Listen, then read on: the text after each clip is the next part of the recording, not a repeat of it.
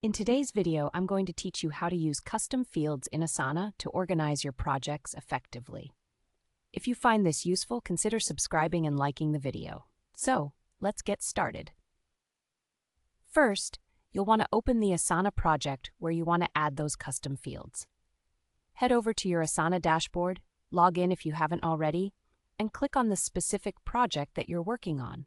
This is the canvas where we'll be adding those custom fields to enhance your project organization. Once you've opened your project, look towards the top right corner of the main project page. Here you should see a button labeled Customize. Sometimes this button is represented by a plus icon next to existing columns, such as Assignee or Due Date. Go ahead and click that Customize button.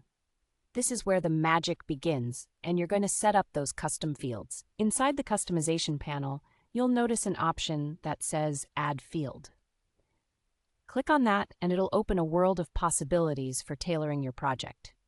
You have the choice to either select a pre-existing field from your organization's library, which can save you some time, or if you have something specific in mind, you can select Create New Field to build one from scratch.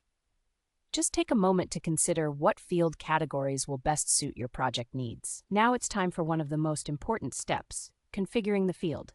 Start with giving the field a descriptive name. For example, you might use names like priority, status, or risk level, depending on what you want to track. This is crucial since a well-named field can make a significant difference in how understandable and useful the information will be for you and your team. Next, you'll need to select the data type for your custom field.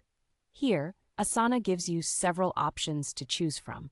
You can opt for text, numbers, which is great for budgets, dates for deadlines, or even drop-downs for classifications like high, medium, and low.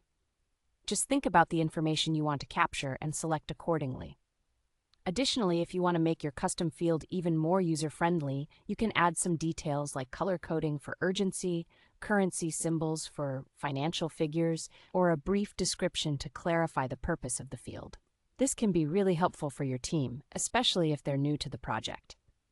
Once you're satisfied with how your field looks and functions, it's time to finalize everything.